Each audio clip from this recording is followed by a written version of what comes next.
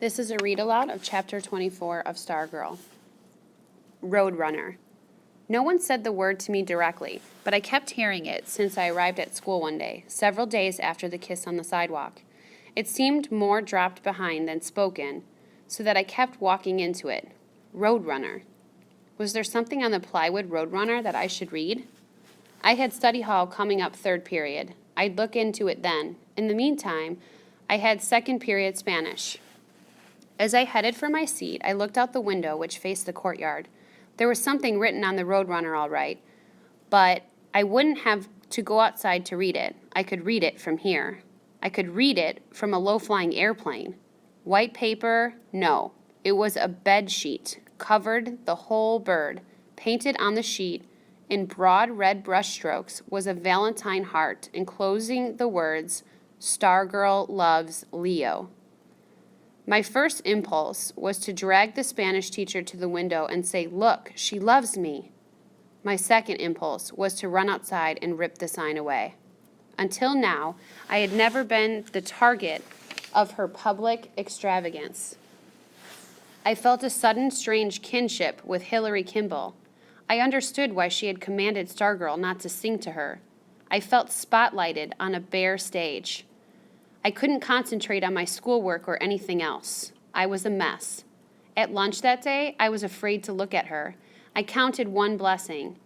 I had not yet worked up the nerve to sit with her each day. I kept stoking my conversation with Kevin. I felt her presence, her eyes, 3 tables to my left. I knew she was sitting there with Dory Dilson, the only friend who had not deserted her. I felt the faint tug of her gaze on the back of my neck. Ignoring my wishes, my head turned on its own, and there she was, smiling to beat the band, waving grandly, and, horrors, blowing me a kiss. I snapped my head back and dragged Kevin out of the lunchroom. When I finally dared to look again at the courtyard, I found that someone had torn the sign away. Thumbtacks at the corners pinned 4 white scraps of bedsheet to the plywood. I managed to avoid her by taking different routes between classes, but she found me after school, came shouting after me as I tried to slink away. "Leo! Leo!" She ran up to me breathless, bursting, her eyes sparkling in the sun. "Did you see it?" I nodded. I kept walking. "Well?"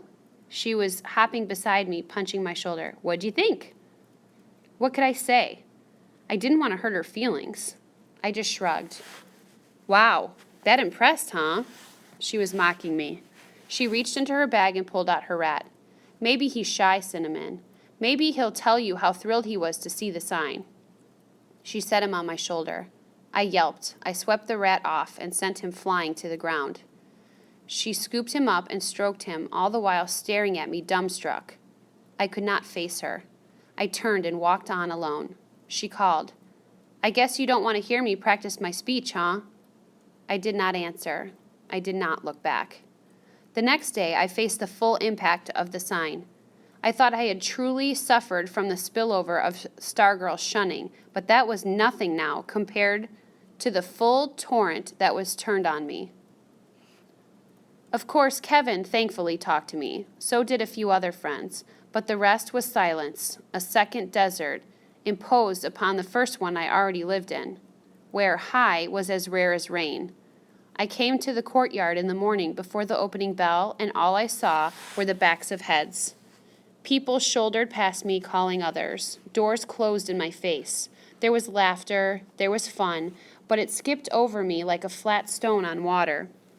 One morning, as I was running a teacher's errand, I saw someone named Renshaw walking across the courtyard.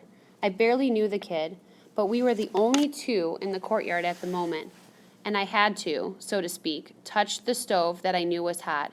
"Renshaw," I called. There was no other voice but mine. "Renshaw!" He never turned, never wavered, never slowed down. He kept walking away from me, opened a door, and was gone. "So what?" I kept telling myself. "What do you care? You never speak to each other. What's Renshaw to you?" But I did care. I couldn't help myself from caring. At that moment, there was nothing more I wanted in the world than a nod from Renshaw. I prayed that the door would burst open and he would be there saying, "Sorry, Borlaug, I wasn't listening. What did you want?" But the door stayed closed, and I knew what it felt like to be invisible. I'm invisible, I said to Kevin at lunch. Nobody hears me.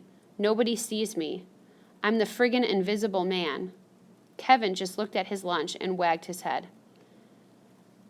How long's it going to go on? I demanded. He shrugged. What did I do? My voice was louder than I intended. He chewed. He stared. At last he said, You know what you did. I stared at him like he was crazy. I badgered him some more, but of course he was perfectly right. I knew exactly what I had done. I had linked myself to an unpopular person. That was my crime.